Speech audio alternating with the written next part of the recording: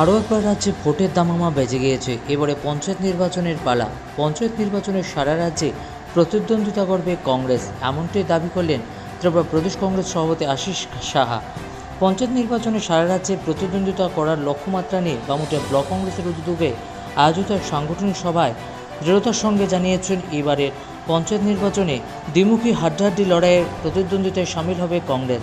দুর্বল সংগঠন, কর্মী স্বল্পতা, অস্তিত্ব সংকট যখন রয়েছে, ঠিক সেই মুহূর্তে দাঁড়িয়েও তারা নিজেদের জানান দিতে অস্তিত্বের এবারে নির্বাচনী প্রতিদ্বন্দ্বিতায় অংশগ্রহণ করবে নাকি সত্যিকার অর্থে নির্বাচন প্রতিদ্বন্দ্বিতা হবে সেটা সময় প্রমাণ করবে। শুক্রবার বামুটিয়া ব্লক কংগ্রেসের উদ্যোগে তালতলা এলাকায় এক সাংগঠনিক সভা অনুষ্ঠিত হয়।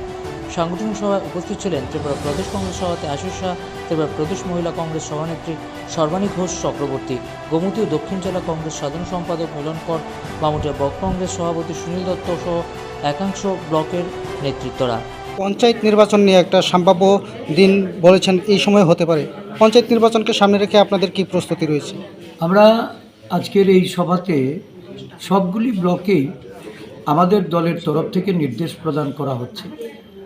আমরা পঞ্চায়েত নির্বাচনে সারা রাজ্য জুড়ে প্রতিদ্বন্দ্বিতা করব এবং এই প্রতিদ্বন্দ্বিতা যেন আমাদের আগে ভাগে আমরা প্রার্থী চয়ন করি।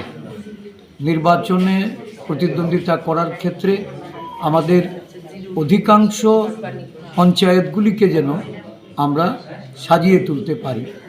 আমাদের মনোনয়নের ব্যাপারে আমাদের নেতৃত্বের তাদের এই নির্বাচনে প্রচারের যে পদক্ষেপগুলি সেগুলিকে ধাপে ধাপে আমরা সংগঠিত করতে চাই।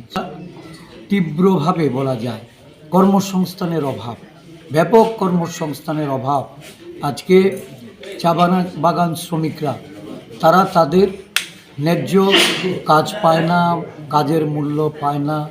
তাদের জন্য যে মজুরি সারা দেশে আজকে কংগ্রেস দল দাবি করছে যে ন্যূনতম শ্রমজীবী মানুষের, শ্রমিক মেহনতি মানুষের মজুরি 400 টাকা হিসাবে প্রদান করার জন্য।